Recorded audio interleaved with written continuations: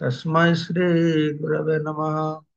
नमो ओं विष्णुपदाय कृष्णपृष्ठाय भूतले श्रीमते भक्तिवेदांत स्वामिने इति नामिने। नमस्ते सारस्वती देवे गौरवाणी प्रचारिणे निर्विशेषा शून्यवादी पाश्चात्य देशतारिणे वंशाकल्पतरुभ्यश्च कृपा सिन्धुभैव च पतितानां पावनेभ्यो वैष्णवेभ्यो नमो नमः। जय श्री कृष्ण चैतन्य प्रभु नित्यानंद श्री अद्वैत गदाधर श्रीवासादि श्री गौर भक्त वृंद। हरे कृष्ण कृष्ण कृष्ण हरे हरे, हरे राम राम राम हरे हरे। मुखम करोति वाचालं पंगुलं हैतगिरिं यत्कृपातमहं वन्दे परमानंद माधवं श्री गुरुजनचरणं श्री चैतन्य ईश्वरम्। नमः ओं विष्णुपादाय कृष्णपृष्ठाय भूतले श्रीमते जय पताका। हरे कृष्णा। तो श्री श्री गौर नित्यानंद कृपाते আমরা শ্রী চৈতন্য চরিতামৃত আদি লীলা অষ্টম পরিচ্ছেদ পর্যন্ত শ্রবণ করলাম। আর অনেক নতুন নতুন জিনিস আমরা শ্রবণ করলাম, জানলাম, শিখলাম। তো শিল কৃষ্ণদাস কবিরাজ গোস্বামী বর্ণনা করছেন নবম পরিচ্ছেদ। এই পরিচ্ছেদের নাম হচ্ছে ভক্তি কল্পতরু। তো গত অধ্যায়তে যেরকম তিনি বর্ণনা করেছেন যে কিভাবে তিনি নির্দেশ পেলেন চৈতন্যের লেখা ব্যাপারে, এইসব ব্যাপারে। তো এই অধ্যায়তেও সে ভক্তি কল্পতরু অর্থাৎ ভক্তি বৃক্ষ সম্পর্কে বর্ণনা করবেন। সেটা আমরা শ্রবণ করব। তো শিল প্রভুপাদ এই পরিচ্ছেদে সার কথা হিসাবে শিল ভক্তিবিনোদ ঠাকুর তার অমৃত প্রভা ভাষ্যে যা বলেছেন সেটা তুলে ধরেছেন। নবম পরিচ্ছেদে ভক্তিকে তরু রূপে বর্ণনা করে গ্রন্থাকার একটি রহস্যের উদ্ভাবন করেছে। এখানে ভক্তিকে একটি বৃক্ষের সঙ্গে তুলনা করা হয়েছে। বিশ্বম্ভর গৌরাঙ্গকে মূল বৃক্ষরূপে বিবেচনা করে ভক্তি বৃক্ষের মালাকার ও তার ফলের দাতা ও ভোক্তা বলে বর্ণনা করা হয়েছে। বিশ্বম্ভর অর্থাৎ গৌরাঙ্গ মহাপ্রভু, তিনি হচ্ছেন মূল বৃক্ষ বিবেচনা করে। তো ভক্তি বৃক্ষের মালাকার ও তার ফলের দাতা ও ভোক্তা বলে তিনি বৃক্ষ, তিনি মালি, তিনি ফল বিলাচ্ছেন, তিনি ফল খাচ্ছেন। এই সবগুলি গৌরাঙ্গ মহাপ্রভু হচ্ছেন গৌরাঙ্গ মূল বৃক্ষ রূপে। তিনি বৃক্ষ, তিনি মালি, তিনি ফল বিতরণ করছেন, তিনি ফল খাচ্ছেন। এই কয়েকটা জিনিস শ্রী নবদ্বীপ ধামে সেই ফল বৃক্ষ রোপণের আরম্ভ পরে পুরুষোত্তম বৃন্দাবন আদি অন্যান্য স্থানেও সেই প্রেম ফলের উদ্যান বাড়ানো হয়েছিল। তো এটা নবদ্বীপ থেকে শুরু হলো, কিন্তু পুরুষোত্তম ক্ষেত্র পুরীধাম বৃন্দাবন ধামেও সেই ভক্তি বৃক্ষের উদ্যান সেখানে প্রসারিত হয়েছিল। শ্রী মাধবেন্দ্রপুরী এই ভক্তি বৃক্ষের প্রথম অঙ্কুর। এটা কেন অঙ্কুর আমরা শ্রবণ করব, তাকে অঙ্কুর বলে কেন বলা হলো? তার সময় থেকে মহাপ্রভু যে প্রেম ভক্তি প্রচার করলেন তার সূচনা হয়েছিল শ্রী মাধবেন্দ্র পুরী সময় থেকে, তার মাধ্যমেই প্রকাশিত হয়েছিল। সেজন্য তাকে প্রথম অঙ্কুর বলে বলা হলো এটাকে। তো মাধবেন্দ্র পুরী পাদের শিষ্য শ্রী ঈশ্বর পুরী সে অঙ্কুর পুষ্ট করেছিলেন। মহাপ্রভু শ্রী চৈতন্যদেব মালি হয়, আবার তার অচিন্ত শক্তি বলে এই বৃক্ষের স্কন্দ। এটা অচিন্ত বলা আছে। একসঙ্গে সে বৃক্ষ, একসঙ্গে সেই মালি, একসঙ্গে সে দাতা ভোক্তা, একসঙ্গেই সে হচ্ছে কি এই বৃক্ষের গণ্ডি, বাংলা কি বলে, মুখ, মূল যেটা, এটাকে বলা আছে। মূল মানে গোড়া নয়, তো সেটা কি বলা আছে, বৃক্ষের স্কন্দ, মানে মূল শাখা যেটা। তো পরমানন্দ পুরী আদি 9 জন সন্ন্যাসী এই বৃক্ষের মূল। এটা বৃক্ষের সঙ্গে যখন ভক্তি বৃক্ষের সঙ্গে তুলনা করা হয়েছে, তো বলেছেন তার মূল স্কন্দটা হচ্ছে চৈতন্য মহাপ্রভু, আর গোড়ায় রয়েছেন কে, না পরমানন্দ পুরী আদি 9 জন সন্ন্যাসী বৃক্ষের মূল। পরমানন্দ পুরী তো যে মহাপ্রভুর গুরুদেব ঈশ্বর পরিপাদ, তার সমস্ত ঈশ্বর পরিপাদের গুরু ভাইয়েরা, যারা গুরুবর্গ। অঙ্কুর তো হলো আমাদের মাধবেন্দ্র পুরী, মাধবেন্দ্র পুরী থেকে তার শিষ্যরা হলো পরমানন্দ পুরী আদি। হ্যাঁ, তারপরে হলো মূল শাখা হলো, স্কন্দ হলো চৈতন্য মহাপ্রভু। ঠিক আছে। আর মূল স্কন্দের উপর শ্রী অদ্বৈত ও নিত্যানন্দ রূপে আর দুটি স্কন্ধ হলো। আহ, যে মূল যেটা কাণ্ড, তাই এখান থেকে প্রথম কি বেরোলো, না দুটো শাখা বেরোলো, অদ্বৈত শাখা, নিত্যানন্দ শাখা। সেই স্কন্ধ দুটি থেকে নানা প্রকারের শাখা উপশাখা বেরিয়ে জগৎকে বেষ্টন করে। আবার সে অদ্বৈত নিত্যানন্দ শাখা থেকে বহু শাখা প্রশাখা প্রসারিত হলো গুরু পরম্পরা ক্রমে, যার দ্বারা সারা জগৎকে আহ এটা এই বৃক্ষ প্রকাশিত করে বা প্রসারিত করে। এই বৃক্ষের প্রেমফল সর্বত্র যাকে তাকে দান করা হলো। এইভাবেই শ্রী চৈতন্য মহাপ্রভু ভক্তি বৃক্ষ রোপণ করে তার ফল আস্বাদন করিয়ে সমস্ত জগৎকে মাতাল করে দেন। এই বর্ণনাটি একটি রূপক বলে মনে রাখতে হবে। ঠিক আছে, এবারে মূল বিষয়ে আসি। প্রথম শ্লোকে বর্ণনা করা হচ্ছে, তৎ শ্রীমৎ কৃষ্ণ চৈতন্য দেবম বন্দে জগদ্গুরুম যস্যানুকম্পয়া স্বাপি মহাব্ধি সন্তরতে সুখম। যার কৃপা লাভ করে একটি কুকুরও অনায়াসে মহাসাগর সাঁতার কেটে যেতে পার হতে পারে, সেই জগৎগুরু শ্রীকৃষ্ণ চৈতন্য দেবকে আমি বন্দনা করি।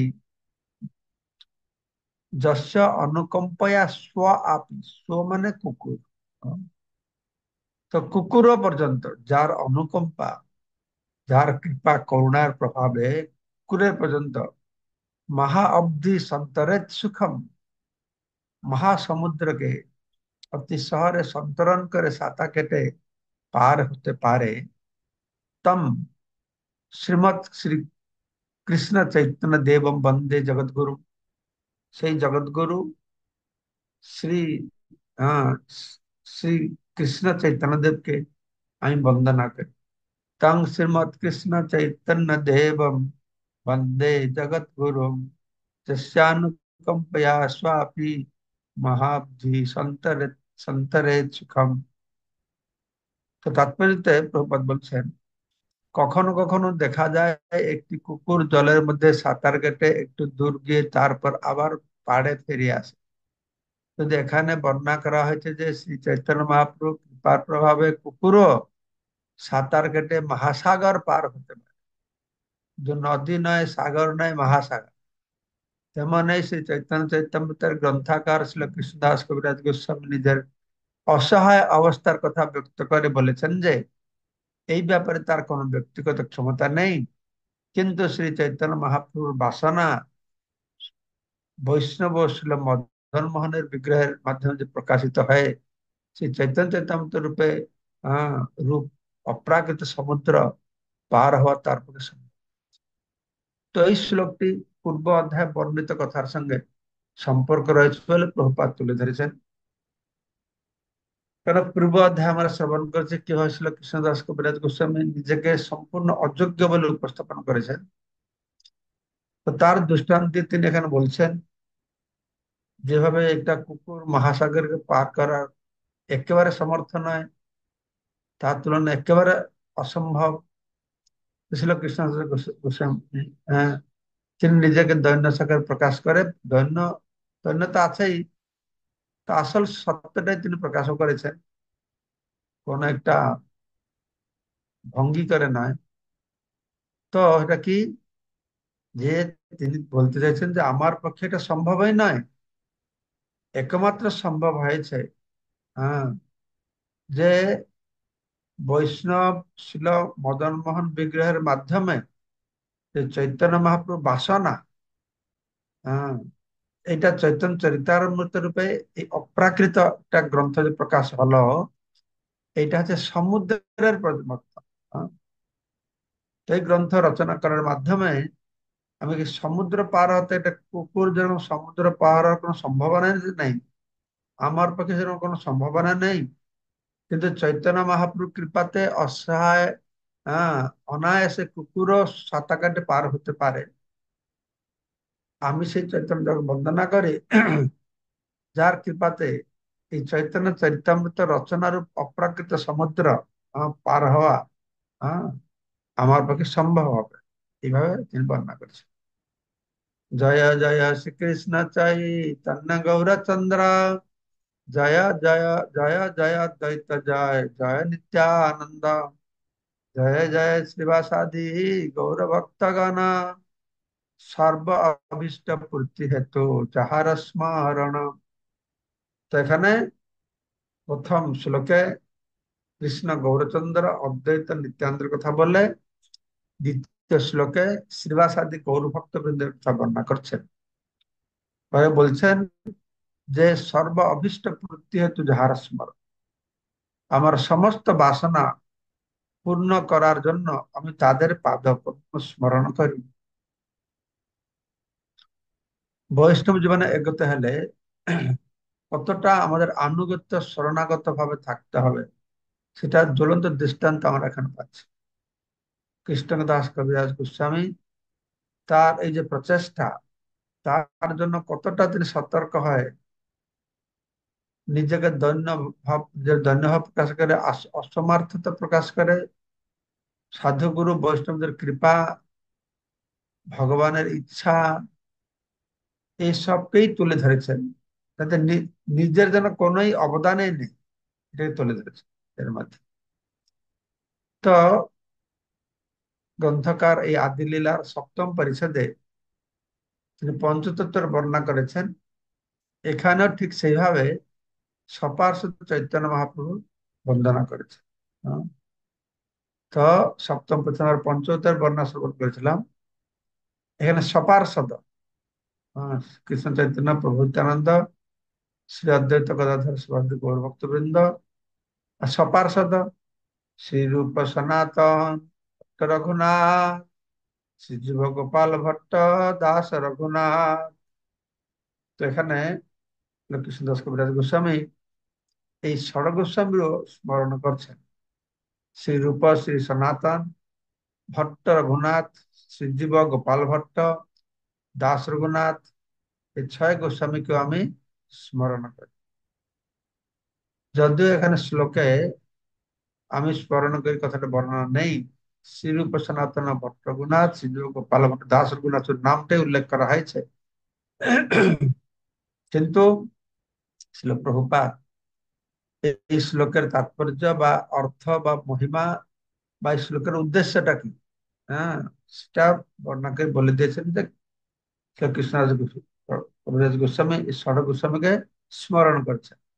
তাৎপর্য এটি হচ্ছে শাস্ত্রগ্রন্থ রচনার পন্থা।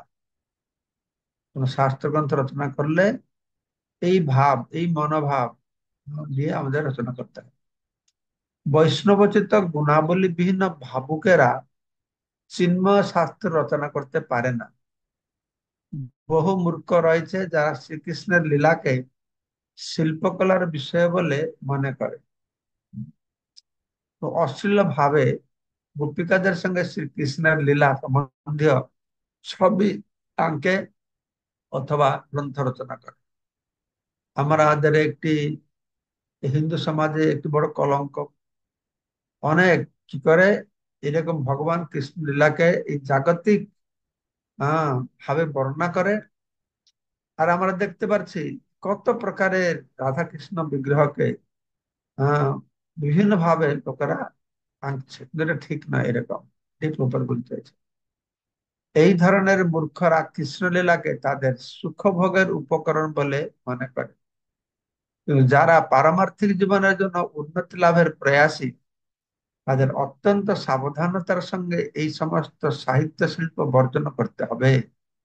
অর্থাৎ আমরা যারা ভক্তি জীবন এগোতে চাই, তো এই যে সাহিত্য শিল্প, আহ, সাহিত্য অলংকার দিয়ে ভগবানের গোপিকাদের সঙ্গে লীলাকে অশ্লীল ভাবে যে বর্ণনা করা হচ্ছে, তার বর্ণনা কথার মাধ্যমে, ছবির মাধ্যমে, সেগুলি আমাদেরকে করতে হবে, বর্জন করতে হবে।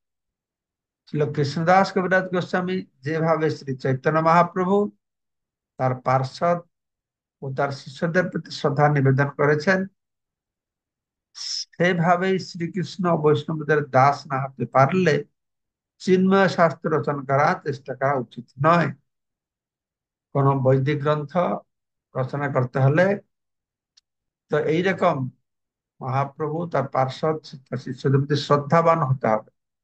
শ্রদ্ধাবান থাকলে সেই যথার্থ তত্ত্বজ্ঞান হৃদয়ে প্রকাশিত হবে, না হলে প্রকাশিত হবে।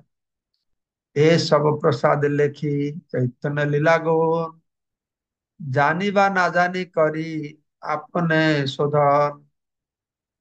তো এই সমস্ত বৈষ্ণব ও গুরুবর্গের কৃপার প্রভাবেই কেবল আমি শ্রী চৈতন্য মহাপ্রভুর লীলা ও গুণ বর্ণনা করে এই গ্রন্থ রচনা করতে প্রচেষ্ট হয়েছে।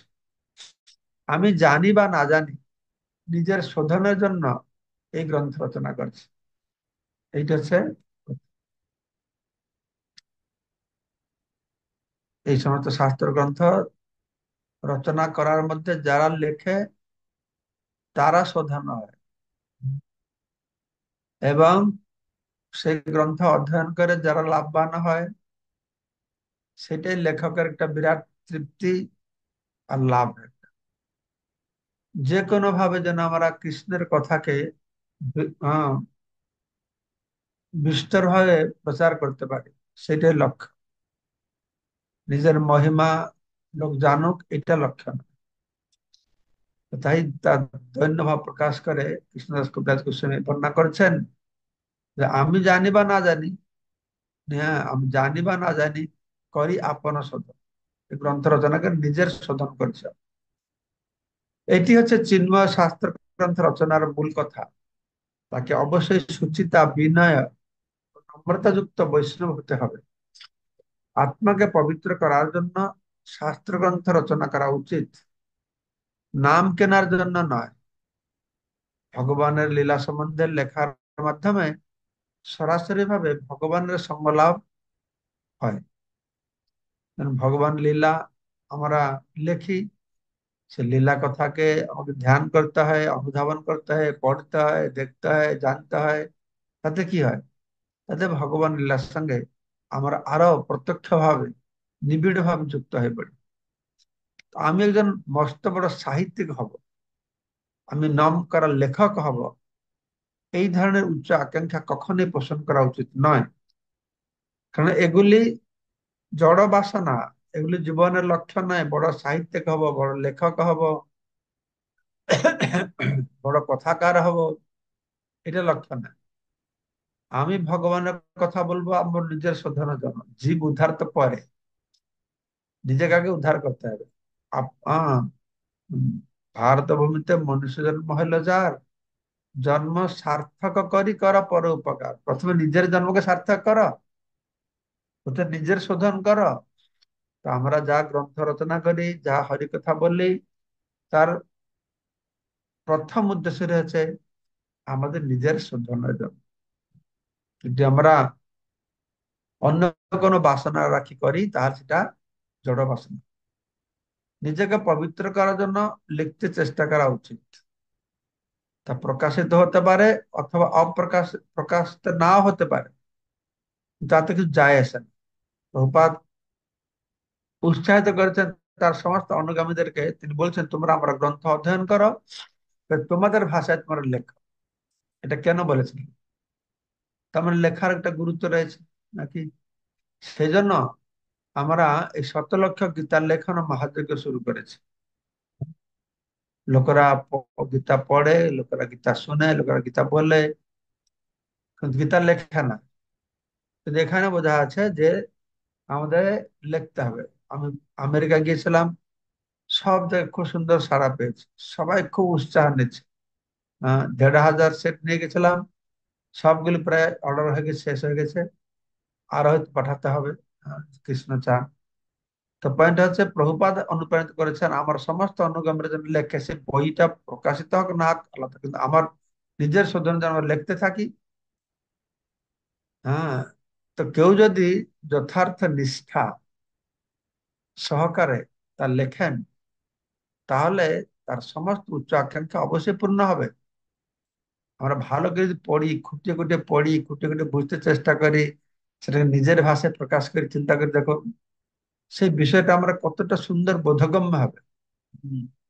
এতে কি হবে? আমি নিজের অনুভূতিতে দেখেছি, আমরা এইভাবে নিজের নিজের ভুলটা অনেক ধরতে পারে। আমি তো এটা মনে করতাম, এটা সেটা, তাহলে এটা আলাদা জিনিস একটা। তো এইভাবে আমাদের ভিতরে সবসময় কিছু না কিছু ভুল থাকবে। আমরা যত পড়তে থাকবো, যত পর্যালোচনা করতে থাকবো, যত লিখতে থাকবো, তত ভুল বেরোতে থাকবে। তত ভুল বেরোতে মানে কি, আমার ততটা সত্য কথা খুঁজে পাচ্ছে। তো এখানে প্রভুপাদ বলছেন, আমরা কোনো উচ্চ আকাঙ্ক্ষা না করে, ভৌতিক লক্ষ্য না রেখে নিজের শোধন করে আমরা লিখতে থাকি। আমরা লিখতে থাকি, বই প্রকাশ হোক বা নাই হোক, কিন্তু এই উচ্চ আকাঙ্ক্ষাও একদিন পূর্ণ হয়ে যাবে, সেটা আমাদের লক্ষ্য না হলে। লেখক হিসাবে নাম হলো কি না হলো, হলো না, তা নৈমিত্তিক। হ্যাঁ। নাম কেনার জন্য কখনোই চিন্ময় বিষয় নিয়ে লেখার চেষ্টা করা উচিত নয়। তারপরে মহাপ্রভু শুরু করছেন ভক্তি বৃক্ষের একটি কথা এখানে বর্ণনা করা হয়েছে, যে চৈতন্য মহাপ্রভু নিজে হচ্ছেন কৃষ্ণ প্রেমরূপ অপ্রাকৃত তরু, তার মালাকার, সেই বৃক্ষের ফলসমূহের দাতা ভোক্তা শ্রী চৈতন্য, শ্রীকৃষ্ণ চৈতন্য মহাপ্রভুকে আমি আশ্রয় করি। ছিল প্রভুপাদ যেটা তাৎপর্য দিতে বলেছিলেন, এটা শ্লোক আকারে ছিল কৃষ্ণদাস কবিরাজ গোস্বামী এখানে প্রকাশ করেছেন। মালাকার স্বয়ং কৃষ্ণ প্রেমা প্রেমা অমর তরু স্বয়ং, প্রেম অমর তরু স্বয়ং, দাতা ভোক্তা তৎফলানাং, যস্তং চৈতন্যম আশ্রয়ে। তিনি হচ্ছেন দাতা, তিনি ভোক্তা, তৎফলানাং, সেই ফলের দাতা। সেই সমস্ত ফলের দাতা, ভোক্তা। আর তিনি মালাকার, অর্থাৎ তিনি মালি। স্বয়ং কৃষ্ণ প্রেম অমরত্বর স্বয়ং, তিনিও সেই কৃষ্ণের প্রেমরূপ অপ্রাকৃত তরু। তিনি হচ্ছেন বৃক্ষ, প্রেমের বৃক্ষ। তিনি হচ্ছেন মালি, তিনি হচ্ছেন ফলের দাতা, ফলের ভোক্তা। তং চৈতন্যম আশ্রয়, সেই চৈতন্য মহাপ্রভুকে আমি আশ্রয় করছি। প্রভু কহে, আমি বিশ্বম্ভর নাম ধরি, নাম সার্থক হয় যদি প্রেমে বিশ্ব ভরি। আমার আগামীকালকে এগুলো শ্রবণ করব। দেখতে হবে, আগামীকালকে আমার আবার বোম্বে থেকে কলকাতা ফ্লাইট আছে, ওইটার সময়, 9টার সময়। তো একটু সমস্যা হতে পারে কালকে, ঠিকই বলতে পারছি না। এমনি খুব সুন্দর বিষয় আমরা শ্রবণ করব। আশা করি মায়াপুরে পৌঁছে গেলে আমরা টাইমলি প্রতিদিন আস্বাদন করবো চৈতন্য চরিতামৃত। যদি ঠিক আছে, আসলে আধ ঘন্টায় হয় না, আরো বেশি শুনতে ইচ্ছা হয়, কিন্তু আমাদের যেতে হয় অন্য সেবায়, সেজন্য আধ ঘন্টায় কমপ্লিট করতে হয়। ঠিক আছে। তো আজকে তো কোনো প্রশ্ন থাকার কথা নেই, যদি থাকে কার কোনো বলা, তমাল শ্যামপ্রভু বলুন, কি বলছেন? মহারাজ শিশনা প্রণাম, দণ্ডবোধ। অনেকদিন পর আপনার শ্রীমুখে আবার আমরা পেয়েছি। তা আমার একটু প্রশ্ন, যে এই যে এখানে 5 নম্বর শ্লোকে যে আত্মাকে পবিত্র করার জন্য শাস্ত্রগ্রন্থ রচনা করা উচিত, তা আমরা দেখতে পাচ্ছি আমাদের অনেক অনেক ভক্তরা অন্যান্য যেগুলো আমাদের অনুমোদিত শাস্ত্র নয়, আমাদের ধরুন বিভিন্ন রকম পাঁচালী বা বিভিন্ন রকম অনেক কিছু, তো তারা বলে যে কি অপরকে বোঝাতে হলে ওদের এগুলো পড়তে হবে। তো এগুলো আসলে কি যথার্থ যুক্তিপূর্ণ, না আমাদের যে আমাদের অনুমোদিত শাস্ত্রগুলো পড়া দিয়ে করা উচিত? বলে সেটা নির্ভর করে সাধারণ ভক্তরা শুধু অনুমোদিত শাস্ত্র অধ্যয়ন করুক, যারা প্রচারক প্রচার করার উদ্দেশ্যে অন্য গ্রন্থ পাঠ করলে তাকে খণ্ডন করবে কিভাবে সেটা জানতে পারে। এটা নির্ভর করে যোগ্যতার উপরে। হ্যাঁ, যদি সে অন্য শাস্ত্র প্রমাণ কর পাঠ করছে লোকেদের বুঝাবার জন্য, কি সমস্যা রয়েছে ভালো মন্দ কম্পেয়ার করতে সে করতে পারে। এটা নির্ভর করে সে কতটা যোগ্য। কিছু অধ্যয়ন করে যদি ভক্তিপথ থেকে চিত্ত না হয়, এটা হলো কথা। ঠিক আছে। মঙ্গলময় প্রভু। হরে কৃষ্ণ মহারাজ, শ্রীচরণ দণ্ডবত প্রণাম। মহারাজ, এখানে শ্রী চৈতন্য মহাপ্রভু ভক্তি বৃক্ষের মালাকার। তো শ্রীল প্রভুপাদ বলেছেন, আমি একা মালাকার, কথা কথা যাব। তাহলে মহারাজ, ভগবান মালাকার এবং ভগবানের যে কোনো মহান ভক্ত তিনিও মালাকার হতে পারেন। না, প্রভুপাদ বলে না আমি একা একা কোথায়, এটা মহাপ্রভুই বলছে। একালে আমি মালাকার, কাহা কাহা যাব, কত ভালো পারিব, কত বিলাইব, এটা মহাপ্রভু বলছে। ও, তো প্রভুপাদ বলেন। আচ্ছা। হুম। তাহলে অন্য কেউ মালাকার হতে পারবেন না? এই এই বর্ণনা অনুসারে মহাপ্রভু মালাকার। আ- তারপরে প্রভুপাদ শাখা প্রশাখা বলা হলো না, তিনি হচ্ছেন মালি। হ্যাঁ, তিনি মালি, অনেক মালাকার মানে কি আর মালি, আমরা মালি। আমার ভক্তি মুখে জল দিছে না। হ্যাঁ, আমাদের হৃদয়ের উপক ক্ষেত্রে ভক্তি বীজ বপন করা হয়েছে। শ্রবণ কীর্তন জল আমরা দিচ্ছি না, আমরা মালিক। এই হিসাবে আমরা মালিক নাকি? হ্যাঁ, হ্যাঁ। আমরা আমরা ফল খাচ্ছি, প্রেম বীজ পাবো, প্রেম ফল খাবো, প্রেম ফল বিলাবো। সেই হিসাবে আমরা সবাই মালিক। ঠিক আছে। হ্যাঁ মহারাজ। তো সুভাষিনী শ্যামা মাতাজি, আমি আমেরিকার নিউ ইয়র্কে ছিলাম, অনেক সময় মাতাজির সঙ্গে আমাদের দেখা হলো। সব প্রোগ্রাম মাতাজি অ্যাটেন্ড করেছিল, যে কোনো প্রোগ্রাম। মাতাজি আমাকে জন্য সব সময় অনেক উপহার নিয়ে আসতো, ফল টল সব নিয়ে আসতো। দেখুন মাতাজি, বলুন কি বলছেন আপনি, সুভাষিনী মাতাজি।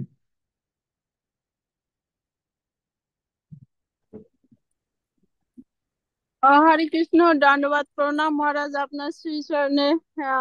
অনেক অনেক দিন পরে অমৃতময় মধুময় হেল্পফুল, অনেক সুন্দর আহ, চৈতন্য চরিতামৃতের ক্লাসের জন্য অনেক ধন্যবাদ। সকল বৈষ্ণবের চরণে প্রণাম, শিলা প্রভুপাদের চরণে প্রণাম, গুরুদেবের চরণে প্রণাম। আহ, মহারাজ, আপনি কৃপা করে আমার আহ, আ- আ- যত অপরাধ মার্জনা করবেন। কারণ হলো আমি উম, আহ, তিন চারটে শাক রন্ধন করে নিয়ে গেছিলাম, আপনাকে দিতে পারিনি। সেই আহ, সুন্দর সুগন্ধের স্প্যানিশ শাক শোনো, হরিবল হরিবল আর মাতাজি। লাল শাক আর হলো পাট শাক।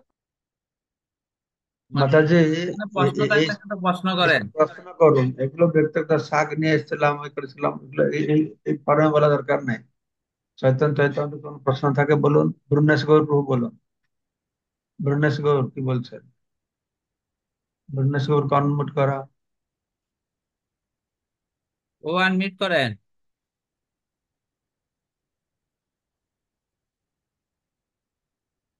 অনমিউট করতে পারছে না? হচ্ছে না মনে হচ্ছে। ঠিক আছে, ওর কপালে নেই আজকে। ঠিক আছে, আমাকে মন্দিরে যেতে হবে। কৃষ্ণ ধন্যবাদ। কি বলো, তাড়াতাড়ি বলো, 7টা বেজে গেছে।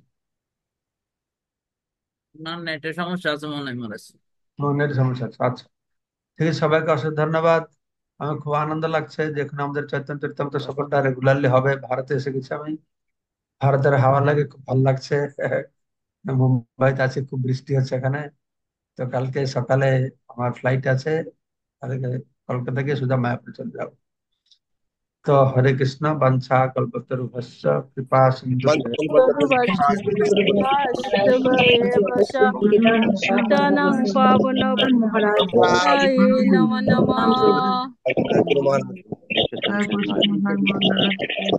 প্রণাম। জয় গুরুদেব, জয় প্রভুপাদ, জয় মহারাজ কি জয়।